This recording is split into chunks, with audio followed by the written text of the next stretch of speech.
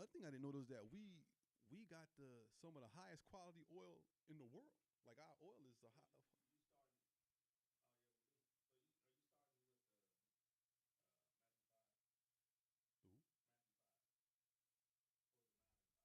Ooh, it was mad. We could start. Matthew 5:9. I was gonna close with the verse of the day. We could start with it though. How you want to do? You want to start with the verse of the day, or close with the verse of the day?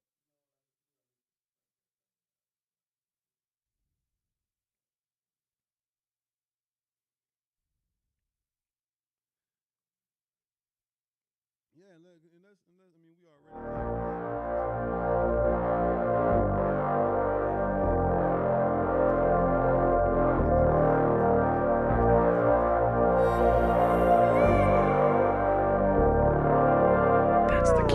Tell me what you're looking for.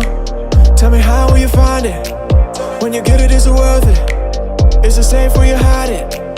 Can you get it at a college?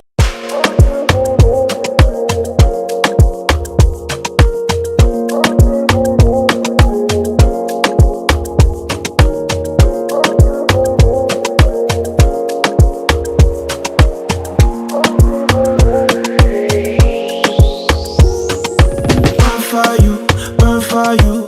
Every day I wake, gotta burn for you. Yearn for you, yearn for you. Every day I wake, gotta yearn for you. Burn for you, burn for you.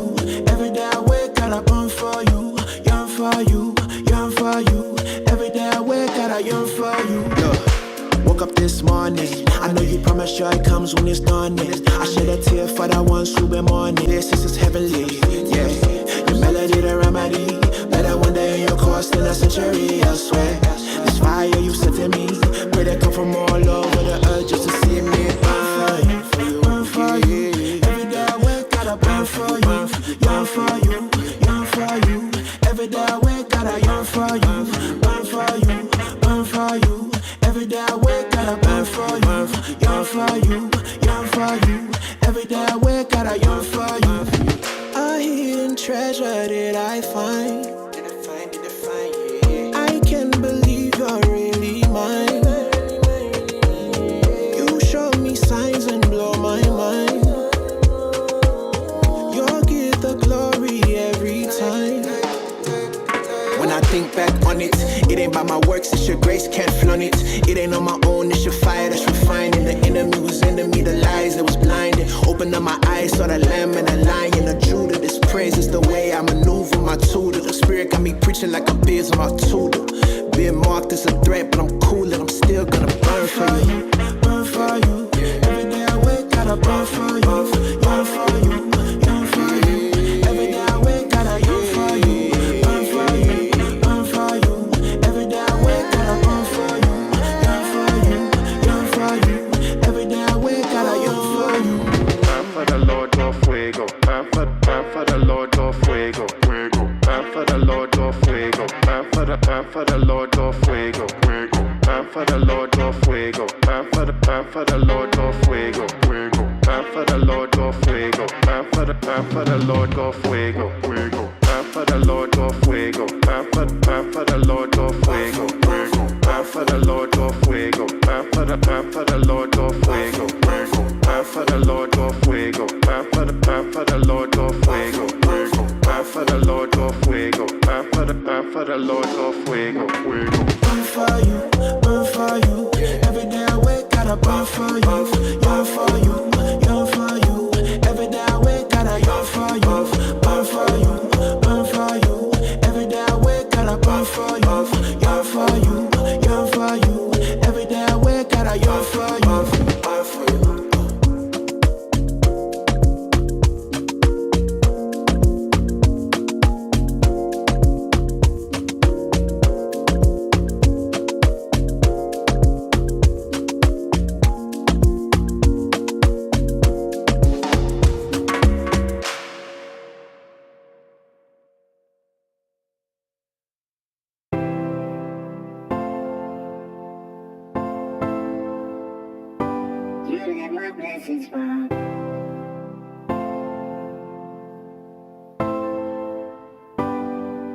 You are amazing, yeah.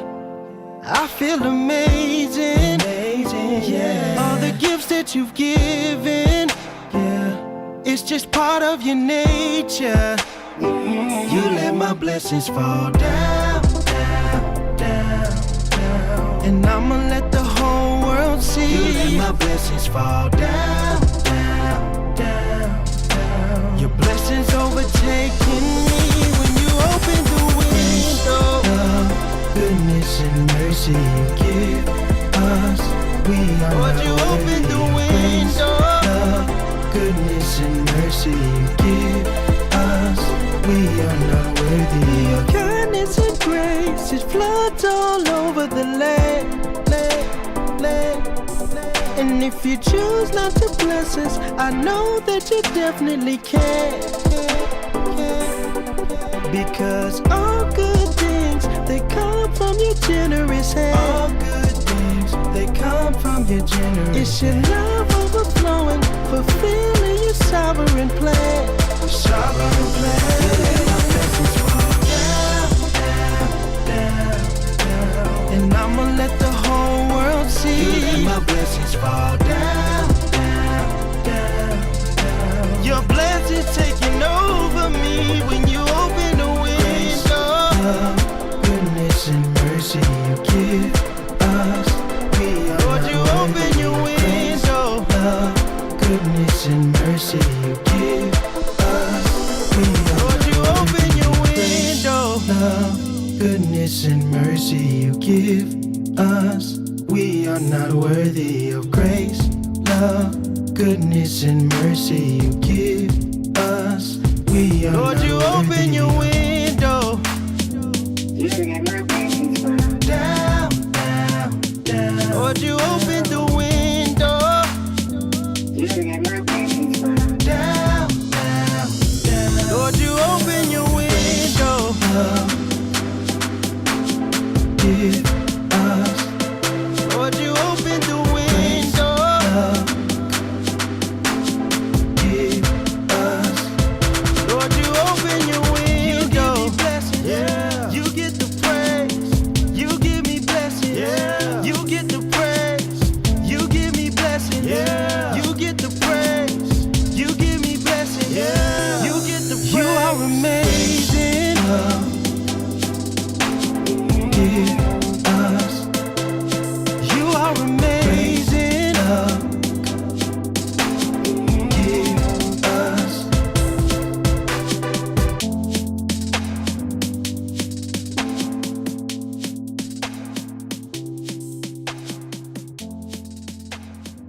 You let my blessings fall down, down, down, down.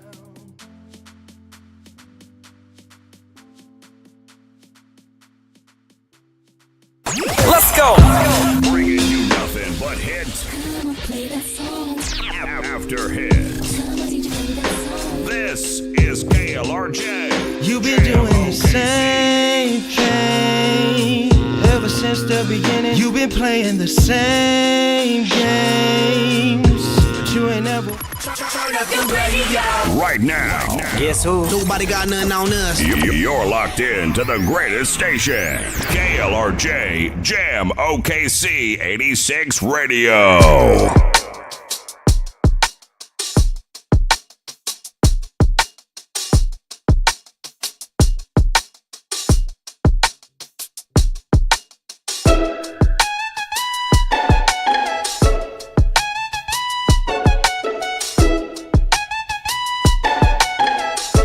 Get locked in and stay locked in. This is the Conservative as Christ Show.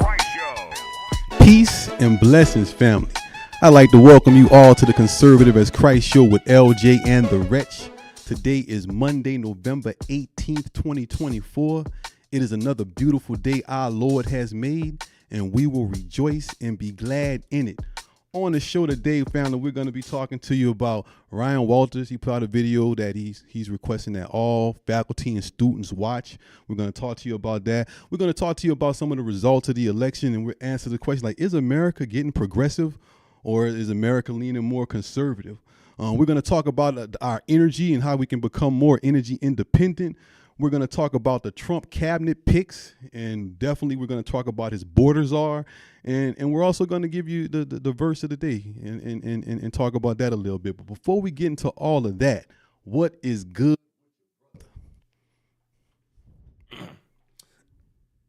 I'm sorry. I was drinking my coffee. But yeah, man, I'm doing good, man. Had a great win yesterday. My Lions. Your Lions? Yeah, my Lions had a great win yesterday. So I'm doing very good. Yeah. What about the battle for Texas tonight? Another team. The Texans will win 45-3. 45-3. And the team that loses, you don't have any affiliation, any love for that team right there. They still my dogs. Okay, but I'm just rooting for the Lions, because if the Lions win, it means the Niners don't win, the Eagles don't win, the Commanders don't win. So and I'm tired of the Chiefs. So maybe I think the Bills might have broke the code. I think they might have broke the code yesterday. I think the Bills did the Chiefs a favor, man. You don't want to go too deep in the season being undefeated. You definitely don't want to go into the playoffs being undefeated. Yeah, the 72 Dolphins, they popped over some champagne again last night. let them Dolphins keep popping their champagne, man. Let them pop their champagne, because that's another opponent when you riding into the playoffs or something with that weight of being undefeated and trying not to lose any games. So go and get the loss out the way. That'll probably help the Chiefs in the long run. My neck of the woods, man. As a Saints fan, everything is right in the world. It doesn't take much. Everything's right in the world. We won a couple games in a row. The comedy is people out there saying though about David Carr. They're like, man, David Carr got outplayed by his backup and a former quarterback. Yeah, they say he got outplayed. Oh, you're talking about how the offense is running? Yeah, they say, and Jameis Winston threw for over 300 yesterday, even though they lost. And Taysom Hill scored 3 touchdowns. You know what I'm saying? So they're like, man, David Carr got outplayed by his backup and a former quarterback. We're gonna always find something to complain about, even in the wins. And so right now it's like, okay, yeah, we winning, but fans, their job is to complain, fanatics, celebrate and complain. I mean, because the team exists because of the fans. So whether it's TV, watching it on TV, or going to the game. So their job is to tell the team and the owners and the general managers how they feel. Now some of them don't listen. Some of the general managers don't listen. One of the things that I discovered this weekend with that cat fight Friday night, we have a lot of those at AT&T Stadium in Arlington. How many big events do you see at Arrowhead or the Ford Center, Ford Field, where Detroit Lions play, or any good NFL team, Baltimore Ravens or something like that, Buffalo Bills? How many big events do you see at those stadiums? You don't see none many. You don't see none. So I think because of that, Jerry Jones is kind of like, if we win, we win, but I'm not going to spend all my money on free agency. Well, you don't want to spend all your money, but at least spend some money. So I think because of that, we don't have, he don't spend the money the way he needs to on free agency. And in the NFL, you have to spend money on free agency to win. There's no team that has won a Super Bowl in the past 10 years that I can think of that didn't go out and spend a good amount of money in free agency. But he's trying to do it by the draft, and I have to look at Tankathon. I think we were at 7 on the draft order. Now, y'all.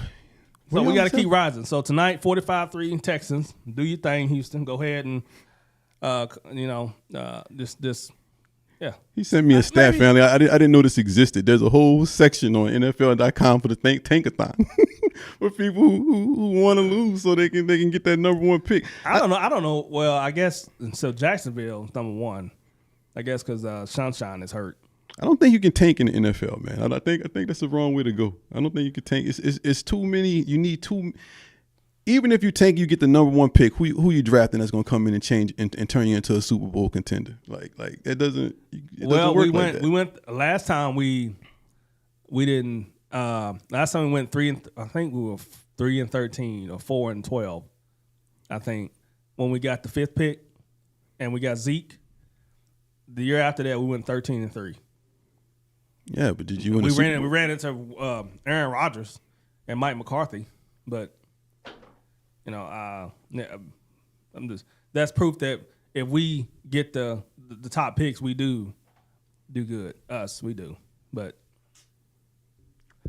we'll see. But because I'm excited because Jerry Jones don't want to spend money in free agency, so he wants to get him in the draft, and we haven't had good drafts the past 2 drafts. Like the full class, like the whole class. Like we have it might have been like a couple players that's good, but not the whole draft. So yeah, I'm looking forward to the draft. But so what I want to happen is let's beat the Giants on Thanksgiving, so my family don't talk about my team. I don't have to listen to them talk about my team all day. But the Lions will win. But everybody knows I'm a Cowboys fan, so I can't hide from my family. But let's beat the Giants on Thanksgiving, then let's lose the rest of the way out. 4-13. So y'all play the Giants on Thanksgiving? Yeah. So who the Commanders playing? They're not playing. They're not playing on Thanksgiving? Yeah, the Lions is playing. I have to see who the Lions is playing. So when Washington changed their name to the Commanders, they also gave up playing on Thanksgiving? They never played on Thanksgiving. Washington used to always play on Thanksgiving. They haven't played on Thanksgiving since I can remember. Since I've been watching the Cowboys. Like they'll play the Cowboys sometimes. That's when they play on Thanksgiving if they play us. Right. But we always Lions and the Cowboys are the Thanksgiving games always. So they must have. So yeah, man. You know what I'm saying? Like I say, politics is a sport, and that's the sport I've been paying more attention to. But when I was paying attention to sports regularly, Washington played on Thanksgiving, man. This is crazy. I'm learning. So they play the Bears. Who? The Lions. So and the Commanders are off. When was the last time the Commanders played on Thanksgiving, man? They played us. They played us. Help me out, man. Like 3 years ago, I think. No, they played us 2 years ago. Or was that last year? I think that was last year because we beat them by like 30. Cowboys beat them by like 30, so I think that was last year. No doubt. It wasn't. Yeah, they don't play this year. 2024. They don't play on 2024. So. Got you. No doubt, fam. So the first story we're gonna jump into is Ryan Walters. He put out a video that he wanted to have played for all faculty and students, and so we're gonna play a story for that and get you guys in, and then we're gonna talk about that a little bit. You got to load it up. We gotta load it up. And the reason why it sparked a lot of controversy is because before he I don't want to taint it with my I don't want to taint it with my bias. So what is it about? What is it about? So it's on there, and he at first he announces that there's going to be a new department, a section of the Department of Education that they're adding. Something is the Department of Religious Freedoms, something like that. Something like that. He's adding a department, and he lays down the reasons why he's adding that department, and then So we let y'all take a look at it, and you let me know what you think.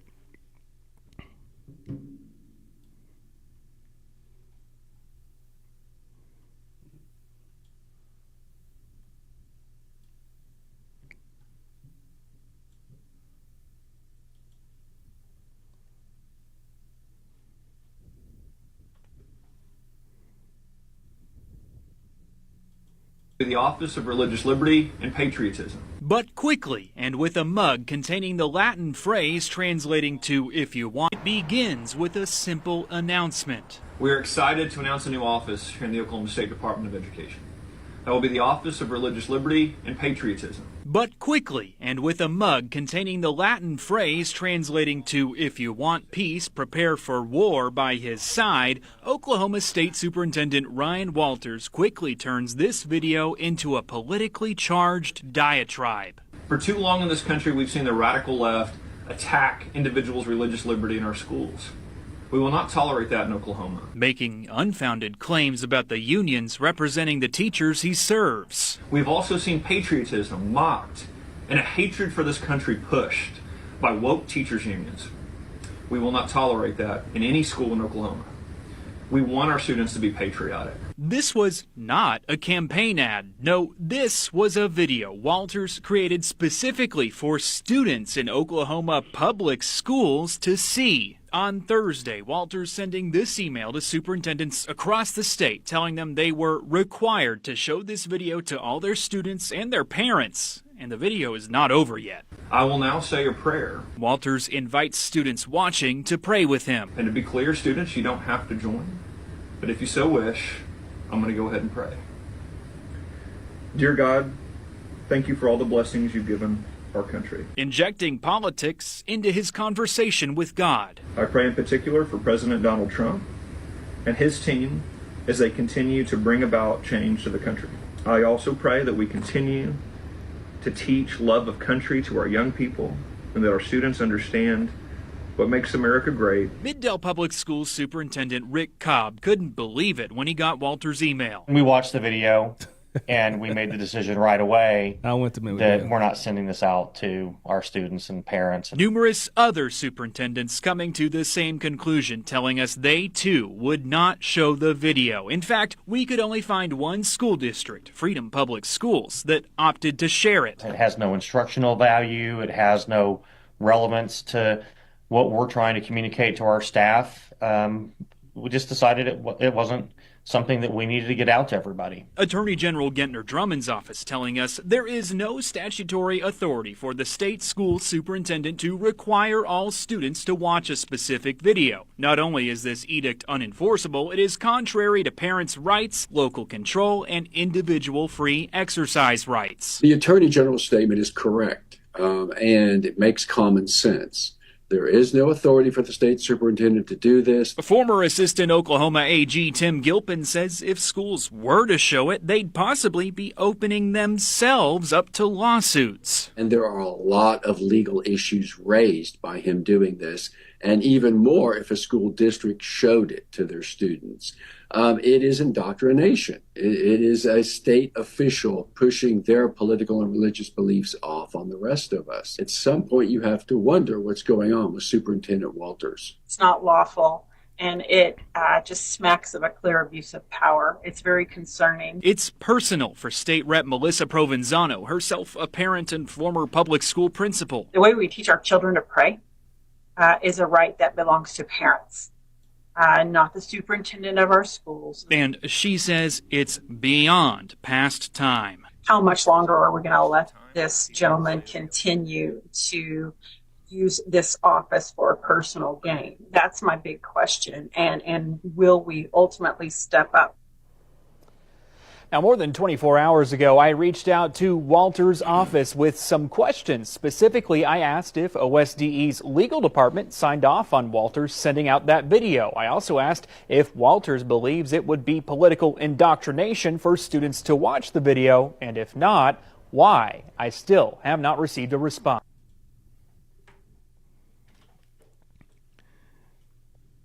And there you have it. The responses of it's not surprising to me at all. So what do you? I mean,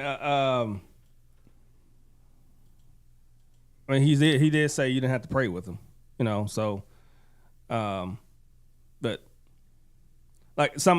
maybe I like I said before, maybe I wouldn't say the woke this and woke that.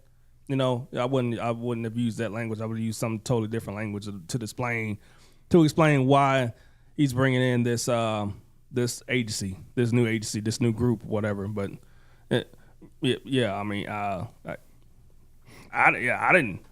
Besides that, he's just explaining what's going on. But I didn't have no problem with it. But I also don't have a problem with the school district saying they don't want to do it if they don't want to do it. But I don't know what I guess the AG backed them up, backed the school districts up. Right? Yeah, they say he doesn't have any authority to force people to watch it, and then that forces me to think like. And they have a lawyer, they have an attorney, they have a AG office person with them. Like if you go to the board meeting, they got an AG office guy there making sure that they don't go out color outside the lines. Right, and I think that he and I believe that Ryan Walters is intelligent. So I think he knew he didn't have the authority to enforce it, and so then that begs the question: then why did he do it? You know, so why do it? Because they're gonna see it anyway. Right, exactly. That's the. They're gonna see it anyway. All those kids got TikTok. They got TikTok. They're gonna see it anyway. So, and you know, it's a lot of parents that you know, the ones that I'll be with tomorrow in my co-op. They love that video. But there's some parents that don't. There's a lot. There's a lot that don't. You know, so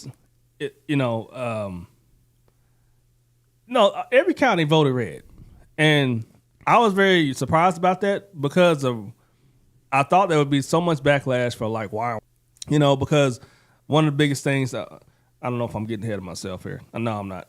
One of the biggest things is getting rid of the Department of Education of Trump. It's on Agenda 47. He's been talking about it. Vivek Ramaswamy's been talking about it, and people voted, you know, for Trump. So, and every county in this state was red. And so I was surprised about that because I felt that if I watched the Channel 4, Channel 5, Channel 9, not Fox 25, they don't really bash Ryan Walters that much. But if I'm reading Daily Oklahoman and all this stuff, dang, everybody hates Ryan Walters. Everybody hates the school board, you know. But I thought we wouldn't have all red, you know, because of that. That's one of the reasons I thought we would have some blue, you know what I'm saying? But yeah, those kids got TikTok. They're gonna watch it, you know, but the school districts, if they don't want to show, they shouldn't have to, you know. If he doesn't have the authority, I mean, they shouldn't have to show it. But he did say you don't have to pray with me, so. Well, it's one thing to say you don't have to pray with me, but then you force them to sit through the thing like they're listening to your prayer. Like are you saying, hey, pause the video? Yeah, are you saying pause the video right here, and for every student that doesn't want to pray, you can get up and leave out? Or that's actually the school districts can like cut that. Yeah, so they decided to just cut the whole video. Yeah. But my point, what I want to make clear is that it's a wrong assumption to make the assumption that, well, since Oklahoma was all red, everybody agrees with Ryan Walters' agenda. No, I didn't say everybody. I said majority. I said majority. But that's the thing. Like people prioritize their vote. Like people, and what I'm saying is they prioritize the economy over education. You know, so people voted for Trump and red because they're worried about the economy. They're not worried about education. Like Oklahoma has been red for our entire lives, and not all red like that. It was blue, and Oklahoma City was blue last time. Right, but whether Oklahoma City was, when they do education, and Tulsa. But when they do education, they do it on a state level, and our state has been towards the bottom of education since I've been here. I've been in Oklahoma since 2006. Since I've been in Oklahoma since 2006, we've been toward the bottom of education, and we've dropped even further. Like now we're like 49th. We've dropped further, and the state has been red. And so people aren't going to and voting for, when they go to vote, they're not voting on education. I wish they would. I wish education was higher. How can you say that 100% sure that they're not when Trump said he's going to get rid of the Department of Education? Even Ryan Walters was saying, hey, vote Trump because we want to get rid of the Department of Education. Because everybody's eyes is on Ryan Walters. Like, they Oklahoman, they got some love affair for talking about Ryan Walters. Like, I don't know who that lady is, but I tried to meet her at the board meeting, but she wasn't there. But they bash that man all the time. And hopefully he comes on here. You know, hopefully he can get off the mainstream the corporate media and come on here, but tell your story. But we have questions. Like my one of my questions would be is like, why? So what is this department? You want to get rid of the Department of Education, and yet you're adding a new division to the Department of Education. No, you're adding a division to The Oklahoma Department of state, Education. The state. Yeah, the Oklahoma Department of Education. They want to get rid of the federal Department of Education. Oh, so the Oklahoma Department of Education is fine. And let the states control their own education. Okay, so this department that he's creating for religious freedom. It's trying to like. Whose religious freedom is that for every religion's freedom or just his religion? Does he have any Muslim on that? Every religious freedom. So he doesn't have any. And so the people that he's putting on there is hey, they're making sure things are in line and order the way. Like I said, if you go to the board meeting, there's a AG guy, attorney there, making sure that they don't call it like they do the right thing. So no. If they just told you what Ryan Walters just did was illegal. So they're not making sure he does the right thing. They're probably counseling him on like, hey, this is legal, this is not. Well, this group, this agency or whatever is a group of people that's going to make sure stuff is legal. That's based off. So Trump wants to get rid of the Department of Education, so they're getting ready for that if Congress allows it to happen. I've been reading that Congress can't really do nothing. They can do something, but I've been reading two different things. But so that this group and this new agency is put together to help, bring in the new Trump policy on like getting rid of the Department of Education, like and all that stuff. So that's a word that I'm looking for. I can't find it. It's like we call it left seat, right seat in the military, but that's like when you replace something, the person that's leaving is trying to help the new person understand what's going on and all that stuff. But they're trying to help usher in, like, hey, explain. Transition team. It's a transition team. Yeah. Like, okay, this is what the new policy, this is what the new platform is going to look like for Oklahoma. The Department of Education is gone. We don't have these people, regulating us no more. So we're going to make the policies for Oklahoma that we feel like is best. And so that's what that group is for, is to try to help them. Okay, this is how this is supposed to be working, based off when President Trump says get rid of the Department of Education. Okay, what does that mean? Okay, let's talk about what this means. All right. So my other question would be, how does this new department that you're creating help our education numbers? What does it do? What does it do for the actual education of the kids? This not really a new department. It's just a group of people this is a transition team. So the Department of Education regulates the funding of the states. They give you funding based off if you do exactly what they say to do. And so now the state is going to get all the funding up front. They're going to get all the funding up front. So if they eliminate the Department of Education. Yeah. They're going to get all the funding. The Department of Education won't be able to say either vice versa, either it's a Republican president or a Democrat president. Department of Education won't be able to say, now I don't know who wins in 4 years. So right. But so they won't be able to, so I'm saying let's throw out what they're whether they get rid of the Department of Education or not. What are they doing here? What is this plan Ryan Walters had? What is this video that he wanted to show faculty and students? How is that helping Oklahomans' education? How is that helping us improve our education numbers? I don't know what you're getting at there, because he just explained. He just saying, hey, we want to get rid of the Department of Education. We got a new team that's going to help us usher in the new platform, the new policy. So he just letting the students know that what's about to happen. So I don't know what to. So it doesn't. So it does nothing for education. It's not meant to do that. It's not. Why is it? Now that's another question. Why wouldn't you be doing something that's meant to improve our education? If you're over-educated, I'm talking about that Pacific video. That Pacific video is just informative video. Hey, this is what we're doing. This is what we're working on. Why aren't we working on improving education? That's part of improving education. And that's my question. Getting rid of the Department of Education, because what you complain about, people complain about funding, right? So one of the things people complain about funding all day. Like, well, we have more funding for the teachers than that. Well, America spends more money on education than any other country. And we spend money, health and education. We spend most money on those two things. So I think in some years it's education's up number one, and some years it's healthcare. So great point, great way to transit. So do you think we should be getting more for the money that we spend on education? In Oklahoma, all the money we spend on education, it has us 49th right now. Should we be getting more out of our money for that? Should we be doing better? Can we be doing better? And of course. What sane person wouldn't say they could be doing better if they're 49th? Exactly. But my question to you is, okay, so little Johnny, he's got a second grade reading level and he's in 6th grade.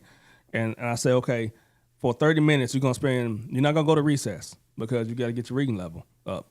You're gonna come in here. I'm gonna help you read. I'm gonna help you sound out the vowels and consonants and all that stuff. I'm not gonna sound like a teacher, but I'm gonna help you do that. I'm gonna help you read. Okay, we're gonna work on your reading. Okay, and then when you go home, I need you to read just a little bit of this chapter. Read 2 pages every night. Okay, I need you to read 2 pages every night. All right, and then I'm gonna bring in. We're gonna call a parent or send. They send text messages now and emails, like, "Hey, this is our program. This is our plan to get little Johnny reading level up." Okay, little Johnny goes home. The parents don't make him read, but teachers doing it. Teachers doing their job, but the parents don't make him read. But he needs an extra reading at home. That he needs to read the 2 pages, But the parent don't make him read. What do you do then? Do you treat the parent like that's a truancy thing, or because if your child doesn't go to school, like I was told when I had my sister-in-laws, I was told by the police department because they, we struggle. They struggle to get to know me, But I was told by the police officers in the Midwest City, if she don't go to school, you go into jail. So should we treat the parent that doesn't help to get that reading level up like that, or should we fine them? Because it's a 2-way street, right? I believe it's mostly on parents, but it's a 2-way street. If the school is helping, the parents got to help the school too. Like if some teachers don't do homework, but which I don't think that's a good idea in my opinion. Because the students should know how to learn how to work on it themselves. Because I tell my child when I'm doing homeschool or whatever, or helping any child, if you can't do it without me, you can't do it. So if I show you how to do this math equation, if I show you how to read this book, or if I teach you about the 8 parts of speech, if you can't do it without me, you can't do it. So I don't know what you do with that, but funding will funding help that? I don't know. So to answer your question, if the teacher's teaching the lesson plan, and there's because some the problem is what goes into these numbers that you grabbing from is the reading levels, the test scores, and all that stuff. So these kids need extra. In order to get that right, these kids need extra help. They need extra training. They need extra tutor. Right. And I understand the question that you're asking, but what I think people miss is the question that you're asking is what you're trying to tell me is that parents in Oklahoma are worse than parents in all these other states. And I'm saying I don't believe that's the case. I'm saying, so if in your question to Johnny that you talked about, if Johnny goes home and he doesn't get any help from anyone in his house, then okay, if the teachers see that, hey, he's not getting any help from anyone in his house, there's all kind of programs for after hours tutoring hotlines and stuff like that they can give to him. And if it's a young child and they're not of age to do that on their own, and the parents aren't helping with requests for parent teacher conferences and things like that, then yeah, and in that case you can get people involved to see like, hey, what's going on in that house? Maybe this child needs some help in that home, and we can see what's going on in there. But for the most part, that's a one-off. That you worry about stuff that we can't control because we can't control it. If I'm a teacher, I can't control with the student once he leaves my classroom. But in my classroom, I need all the resources and stuff I need. So I think the funding thing, yes, that's definitely a problem. We need to give teachers the resources that they need. The funding will give the teachers the money back to buy their own supplies. Right. Well, the pocket. That's okay. completely ridiculous. That is complete. But also a problem is though that Oklahoma is pushing school vouchers, and there's numerous reports like that school vouchers actually hurt the education of the states who go in line with it. And so why instead of giving the money directly to the public schools, we're giving public money to all these private schools, and that has been proven to not work. And like that's part of the other link I sent with it, where it's just that's from the Economic Policy Institute, where it shows like, hey, this is what the numbers show of all these states that started pushing vouchers. You know, it talks about how vouchers undermine efforts to provide excellent education for all. And again, this is an article from the Economic Policy Institute.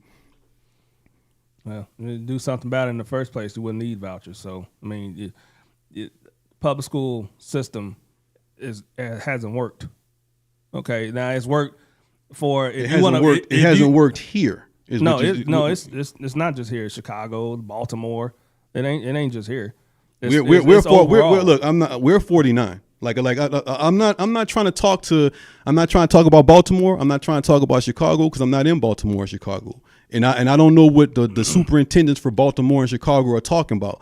But I know our superintendent is sitting in front of the camera saying, hey, I need to make this religious freedom institution in our education system while pushing for school vouchers, which across the country, school vouchers has lessened the education levels of all the states who have turned to it.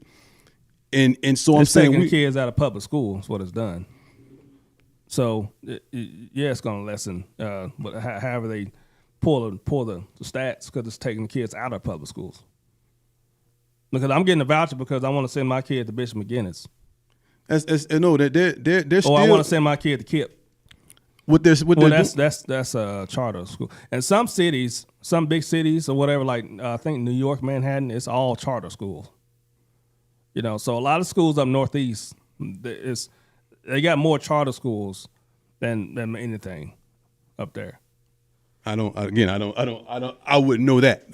But we'll include the link for this Economic Policy Institute research on the harm that vouchers do to public schools and the students and the education levels of those students. So I think that's something that we should focus on. Like if you want to get rid of the Department of Education, people could argue that either side, okay, but we need to stop trying to push these vouchers, because these vouchers taking public money and giving it to private institutions is not helping our education. It'd be one thing if it was working, but it's not working.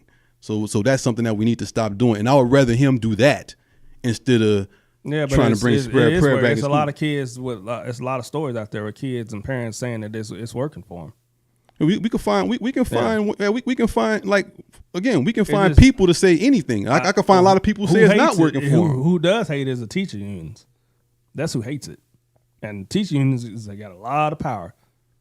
A lot of power. Now, trying to get rid of it right now is President Trump.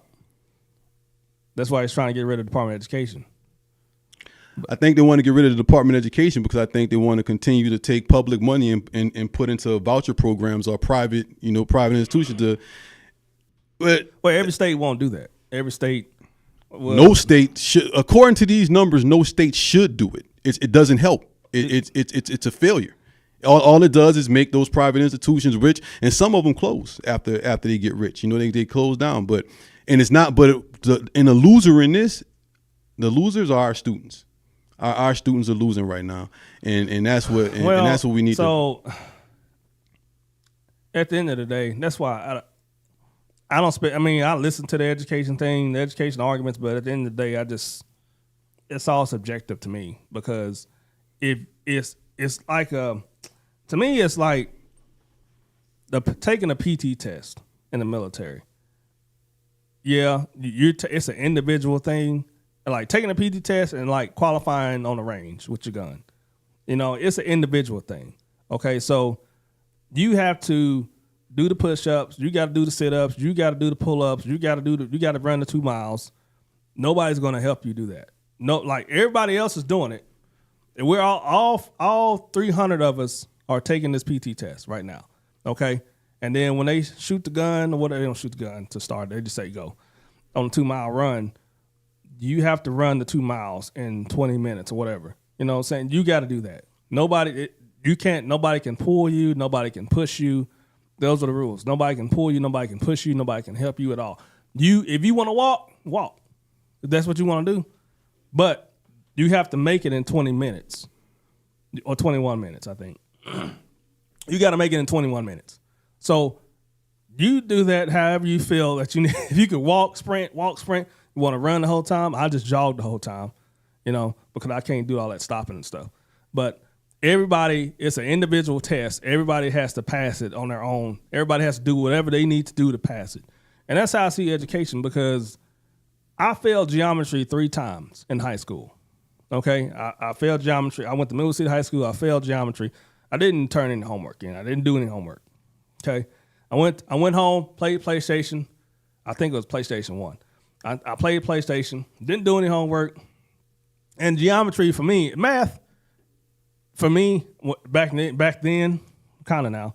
If I don't work on it every day, every day, figuring out the PEMDAS and all that stuff. Just working on it.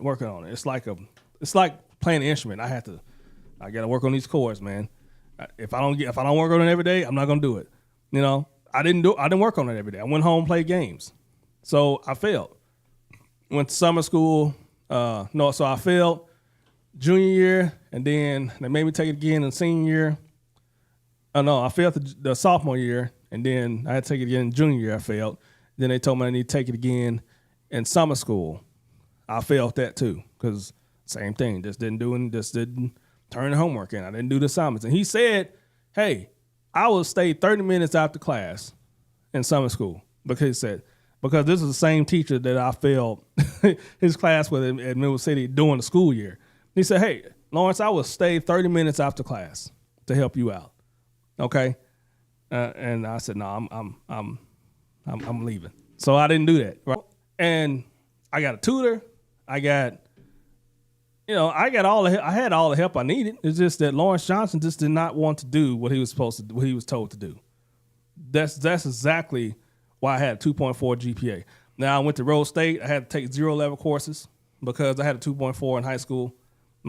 So I got all A's in those courses because I was like, okay. And this was after Kuwait. So I went to join the Army, and I did a deployment, came back. I was a totally different guy. Okay. And I got all A's in those courses. I was like, oh yeah. 8 parts of speech. Oh yeah. College algebra. Oh yeah, I can do this. Yeah, I'm working on it every day. Go home, work on it. And I was successful because I put the work in, because I paid attention, and I was attentive to what they was trying to get me to do. Okay. That's why I feel like education is, at the end of the day, it's subjective and it's individual thing. So what we could do is, I feel like let's do what we can do to give the teachers the money to buy their own supplies, because some teachers may want to buy a book from this store over here, from this, I think they call them McGraw-Hill. Yeah. But they may want to buy it from somebody else. Okay. So give the teachers the money so they can have more options to do that stuff, because if they use their own money, they got to go in. It's probably a lot of them going on Amazon and all that stuff, so. But they don't like the vouchers because it's hurting the teachers unions, But I just think that education, the numbers and all that stuff, is education in general is subjective, because you can do all I know teachers, I know principals here in this city, and these teachers are doing exactly, for the most part, the ones that I know, doing exactly what they're supposed to be doing, teaching the kids the curriculum that the state and the federal government, whatever, is telling them to do. Okay, it just you gotta want to do it, man. You gotta want to do it. And unfortunately, if you go home and there's no encouragement there's no encouragement, there's nobody driving you to want to do better, to want to be successful, want to excel beyond, what I'm saying? It's very hard for a child, but that's everywhere. That's not just in Oklahoma. That's everywhere, but I don't. The test scores, I think every state does their test differently. You know, I was told that actually by a principal. The states do their test differently. You know, so I didn't do good in the test either because I just in those state tests. I think I just marked stuff. But that's all. I don't want to just ramble, but it also reminds me of like when we had drill and like they'll tell us to do this survey for like do a unit survey, a command climate survey. And you have to do this before you go home. We're not getting released from drill until you do this survey. What are soldiers gonna do? Just click something so I can go. I think a lot of kids are doing that now. What's the difference between? I think the tests are different. You know what I'm saying? And I think the way the tests are administered are different too. But you know, that's like I said before, the red states, or I think except for not Louisiana, Alabama. I think they're kind of like middle, like 15 or something like that. But the red states seem to be low on the education, and we got to eat that. No, you don't. You can stop doing the vouchers. Like I said, it ain't the vouchers. The vouchers undermine efforts to provide excellent public education. Yeah, that sounds like a teacher union wrote this. Of course the teacher union is going to say that. And if we get rid of the Department of Education, they still going to get paid. This is not about getting rid of the Department of Education. This is a question for the head, our superintendent. What are you doing to improve Oklahoma's status in education? And the stuff that he's doing, it seems like it's for other reasons. It doesn't seem like it's to help the kids. And what you were saying, like, yeah, there are some kids, who are knuckleheads. Who there's some kids who just like, yeah, I'm like you were, or like I was. Like I was the person who said, I was the person, I didn't do homework. You know what I'm saying? I'm playing a game. I'm not doing homework. I was like, why do homework where I could just pay attention in class and make a C? I don't mind making a C. You know what I'm saying? If we went to look up the stats during that time, I'm pretty sure we'll be low. It's been low. Oklahoma, like I said, Oklahoma's been low since I've been here.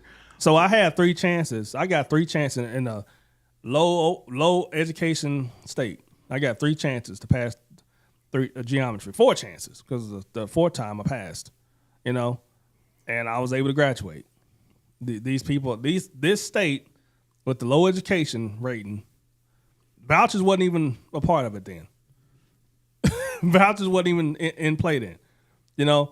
They allowed, because at a certain point I said, you know what, I'm just gonna do what I gotta do to graduate. But I don't know, man. I just don't really pay attention to the education numbers like that. I just don't. I just think because it doesn't seem like the head of our education is paying attention to the numbers or trying to do anything to fix it. It seems like the reporter said it was a political. It seemed political. It seemed like he was trying to indoctrinate kids, and that's what I think is a danger, because in that video there's a point where he blames the teachers unions, and there's a lot of teachers in those schools who are members of teachers unions, and now you're telling those kids that their teachers are the enemy. Like, it's just a bad look. It's just we gotta be better than that. Parents tell them that. We got to be better than that. We can't control what a parent does with their child in their home. We don't have the right to control that. I don't want to try to control that.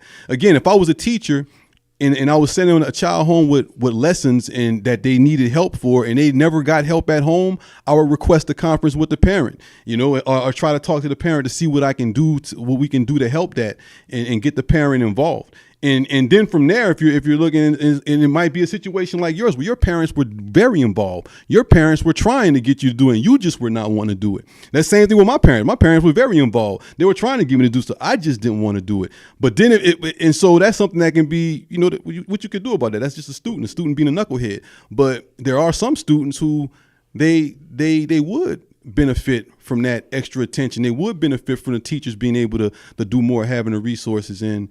And I think we're looking for because I would say go to anybody that think that Ryan Walters or the Board of Education is not doing what they need to do. Just go to a board meeting. and hear what or you can actually, you don't have to go. You can, well, I would go, but you can actually pull it up online. It's actually on the website, the agenda. Because those are the things that they're talking about, bringing up to fix stuff. So, yeah, I would do that. And those, and have you been to those meetings? Yeah. And so I've been to one. And so in the meeting you attended, is there any notes or anything that you took to be like, okay, that's something right there that they want to do that will help with our education? Yeah, they're trying to fix the funding, the funding problem. Like they're trying to give the state more funded overall. Like give it to the parents and the kids. They're trying to. So there's too many. The top administration is making too much money, basically. So that's what they're trying to do. They're trying to like, hey, you guys up, and they're adding too many. Like a state superintendent gets paid more than the governor, not state superintendent, the superintendent of a school, of a public school district. So that's one thing that they was talking about. But the agenda is on the website, But a lot of it, to be honest with you, I was trying to get through a lot of it, what was happening, because the AG guy, the attorney, he would like talk about, like they would bring up something, then they would turn to him and ask him, so what is the Department of Education saying? Because he's there to make sure they're doing what the Department of Education is telling them to do. So that's but they tabled some stuff, but it's really the funding. They're trying to get more funding to the teachers and stuff, and to the kids. It's like, what are we spending money on? And let's fix what we're spending the money on. And so all right, so yeah, and so what's the thing that they think we're spending money on that we shouldn't be spending money on? The high superintendent salaries. So salaries. So okay. Yeah. So they want to, and they want to cut that money. You say they want to give it. That's like if that's something that's like the superintendent making more than the governor. Like that was in when I was a bus driver at Middale Public Schools. Like my director, the director of transportation, he told us that. Like he said, yeah, but that's been like that for a long time. So, and then you adding high, you're adding more principals, you're adding more superintendents, you're adding more staff in the administrative district buildings than you are teachers and students in the past 10 years in this state. So, it's just, we need to fix how we're spending the money. More teachers. So more teachers is what they want to hire more teachers and empower the teachers by giving them control of the money so they can then do stuff. Yeah, they want to hire more teachers and stuff, and they didn't talk about private nothing at all, like no voucher. So it was all public, and that's one thing I was surprised with. I thought, I went there thinking they was going to be talking about the vouchers and we got to put more money in these vouchers and stuff, but I think they did before, like 2 meetings before, but it was mainly. So this was going on in Bixby, this was going on in Tulsa Public Schools, this was going on in McAllister. Let's talk about, because any school district can ask them to approve something, and they're talking about stuff that a school district is asking them to approve. The next one is this Thursday night, right? This Thursday. Yeah, Thursday night. Thursday morning. Thursday morning. All right, found the KRLJ reporting live. We report from that. We gonna catch that one. We gonna catch that one, family. Yeah, hopefully. For sure. All right, fam. We'll take a quick break, and when we come back, we'll talk about some of the results of the election. Is the country becoming more conservative, or is the country becoming more progressive? We'll be right back with the Conservative as Christ Show with LJ and the Wretch. You better check yourself before you wreck yourself. Let's go. Bringing you nothing but hits after hits. This is KLRJ Jam OKC 86 Radio. Yeah. It's crunch time, baby. Yeah. Look. And I just hit game winners. Call me clutch like I'm pimping, I sold up. Hitting Jimmy and chicken, no donuts. Cause they ain't got me slipping, I rolled up. And my Jesus stay with me. I ain't got money, my ties they be tipping. Find my last shows, yeah, my jeans they be ripping. But I ain't got time like the Rolex is tripping. I ain't got one, but trust me, it ain't itching. Father, you snatched me, I changed and I'm thankful. Where this love from, I'm willing and able. I showed up, got your problem all in this paper like rolled up. And my partners ain't with me, that's fine. I know that good healing come with some time. Sometimes it's how I like lemon and lime. If you was with me a matter of time, you'll see the fruits like from water to wine. Yeah, it's been so long, but now we winning, yeah. Yeah, now we winning, covered in blood. Made in his image, I came out the mud. He cleaned up the linens, he gave up his son. Ain't no more sinning, I no longer run. God is the truth, he shut me down so that I could reboot. Gave me an advance, I'ma help him recoup. It's all in his hands, I'm reaping the fruit. Yeah, me and them demons not mutual. Lately depression been looking unusual. My heart was blacker than fabrics at funerals. My ugly ways turned out to be beautiful. Glory to God, that oil on me now like a massage. The devil believed I would be on his side. He tried to deceive, it was all a facade. Now I can see that the vision divine, and that's for real. My flesh died, it was a test to kill. I used to chase the highs, but I left the thrill. I escaped the lies and ran to his will with zeal, yeah. And that's when he gave me my title. The day that I left all my idols, the day that I opened my Bible. When the praises go up, the blessings come down. Squad keep winning when God play. Faith on infinity and Beyonce. When it's blurry, I'm searching what God say. Ain't no hurry, I'm moving at God pace. Going God way. In a minute, might give me a ticket. Ain't talking to Broadway. So many murders of foe we ain't heard of. They spinning a bin out in broad day. I'm gratefully part of the seed. For me, I'm sliding and winning with Yahweh. The devil can't hold me down. The devil can't hold me down. He need to stop it. Tell him like God told his prophet. You standing on holy ground. Take off your shoes, go spread the news. We be winning, winning, winning, we don't lose. Take off your shoes, go spread the news. We be winning, winning, winning, we don't lose. Boy.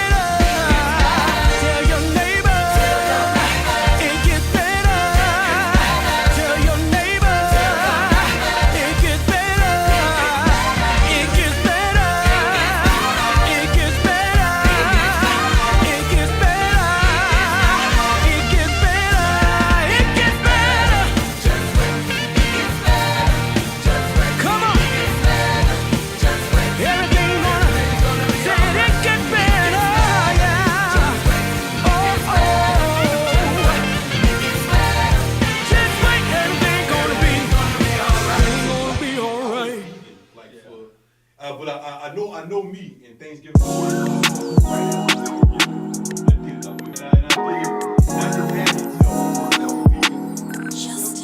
Girl, I heard that you was looking for a man of God, someone nice to treat you right and protect your heart. See, don't listen to them boys, all they do is talk, trying to satisfy their flesh and get what they want.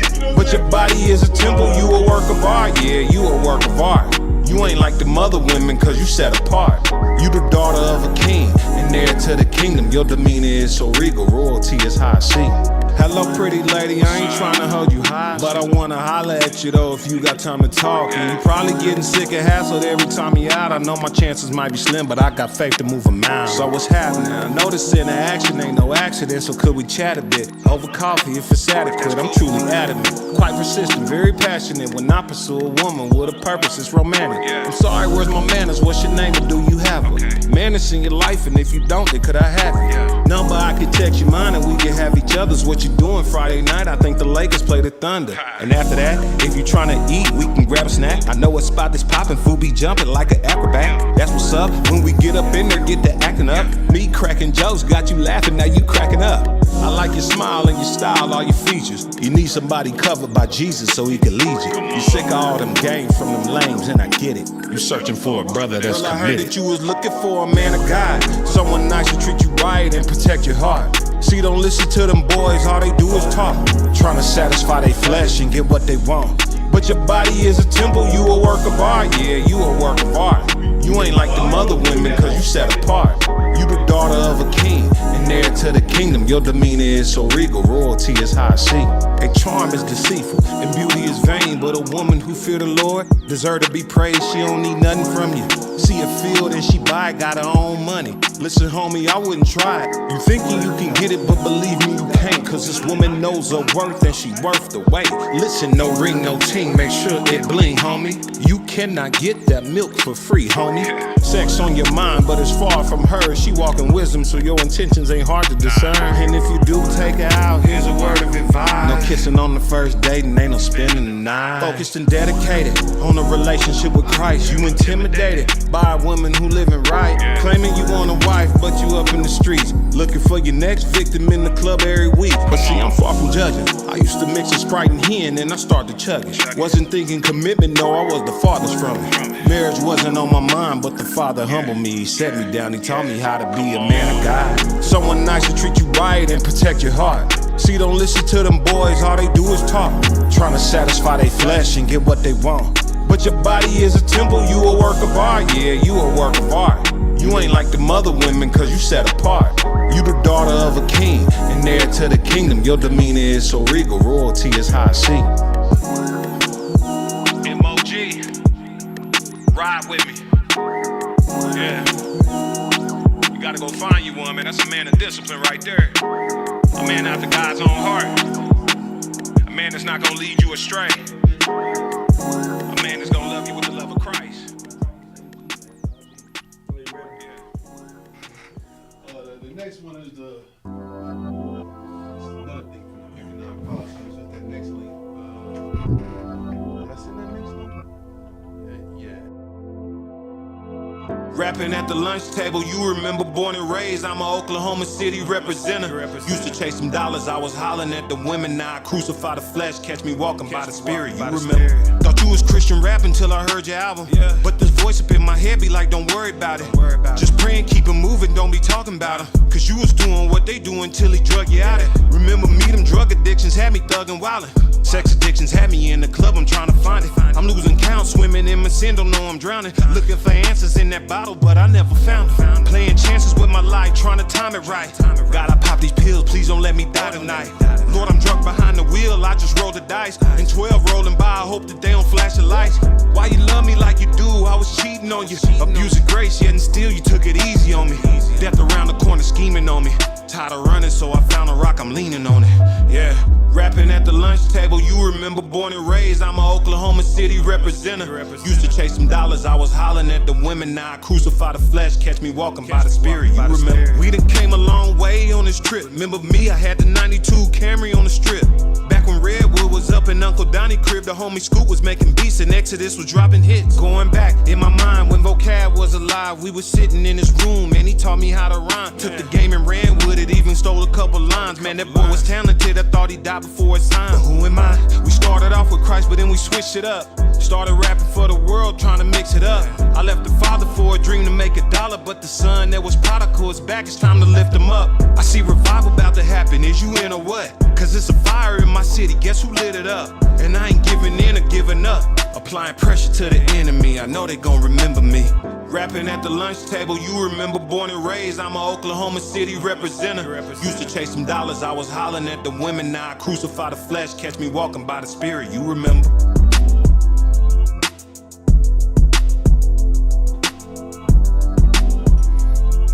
Go. Welcome back to the Conservative as Christ show with LJ and the Wretch. Family, we're going to keep moving right along with this next article. So LJ and I was having a conversation because we always get into a debate on, he says he'll say like, man, the Democratic Party is going the way of progressives. And I'm like, I think we have a different definition of what progressive is. And you know, I was like, do you think Joe Biden is progressive, or do you think Kamala Harris is progressive? Do you think, and so I was like, I think we just got a different definition of what progressive is. And this stat right here, showing the way people voted, I think even the way they frame this article, it's framed in a way to where I think they have a different definition of what progressive is. So. And so the title of this is a review of key 2024 ballot measures, and it says voters backed progressive policies. And that's too far. You blow that up a little bit, or on that screen you can read that. Oh. Read the what the key points is too far away from me. By the numbers. Yeah. Voters approved minimum wage. Hold on just a second. The voters approved minimum. Hold on. Let me pull up on this other thing.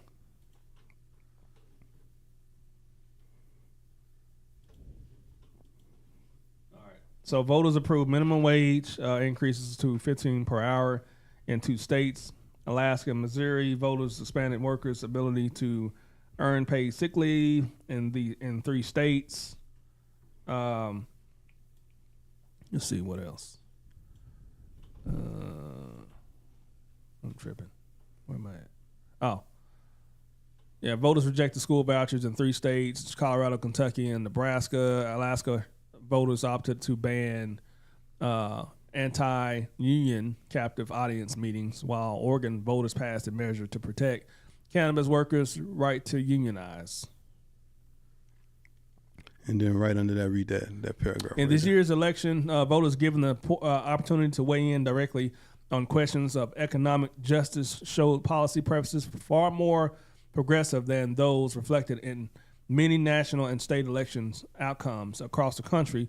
Voters seized opportunities to approve state or local ballot measures, increasing the minimum wage, expanding paid leave, strengthening workers' rights to unionize, preserving public education, and protecting access to abortion.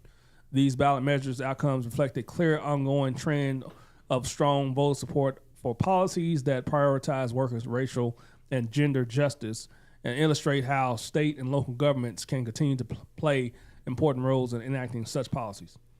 Right, and so to me that goes against because what they're saying right now is that, like, hey, the country overwhelmingly voted for President Trump and his agenda, and that's the sneak that I think is a misinformation where they're trying to sneak stuff in. The country overwhelmingly voted for Trump. They didn't overwhelmingly vote for Trump's agenda. The reason they voted for Trump because they care about they prioritize the economy, and the proof in that is because they voted for abortion. That's not Trump's agenda. They voted for raising. Okay.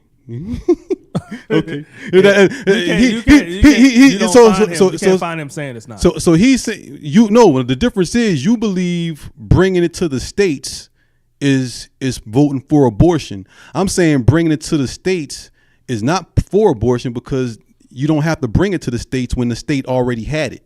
The only reason why you need to bring it to the states is to give the state a chance to take it away. but overwhelmingly that didn't happen. And even in a place where it did happen, like Florida, they made it to where it had to be a 60% majority instead of just a 50%, and they got 57%. So Floridians overwhelmingly supported as well. So they didn't overwhelmingly vote for Trump agenda. Trump framed his agenda as being pro-economy, and he's going to help your pocketbook, and that's what people believe. But these stats show that people are more concerned about the economy and their wages. And that's nothing. I don't think a $15 minimum wage is progressive at all. I actually think a $15 minimum wage is far, not far right, but is more, is not center, it's not conservative. It's to the right. Like a conservative to me would be a living wage. That's why everybody keeps voting to raise the minimum wage, because they like it's not enough. So now my stance on the minimum wage, saying I want it to be $25, I can see how someone might say, okay, that's progressive. I would disagree with that too, especially if you live in California, because in California the living wage is like $30-something an hour if you want to make a living wage in California. California just fought to get their minimum wage raised to like $18. Again, they need it. They do. They do. And the sad thing is, the states I love, the states of Louisiana and Oklahoma. Louisiana, they pushed off their vote to raising the minimum wage until 2026. It's gonna pass, because again, that is not raising the minimum wages to $15 is not progressive at all. It's not even conservative. It's almost far right. And so that's going to pass. In my state of Louisiana, my home state, they don't even have a minimum wage other than the federal. So if you was to get rid of the federal minimum wage, Louisiana could pay you whatever they want to, because on the books they don't even have it. But they like, nah, man, you can do what you want. To me, I think that's like right wing saying that people can pay you whatever they want to pay you without a minimum. And so yeah, like and so my point is though, like what some people call progressive is not progressive at all. And I don't think the country is leaning progressive. I think it's sensible and conservative to have a living wage, and that's what the majority of the country wants. Yeah, I've when I worked, every job I worked, it was a living wage.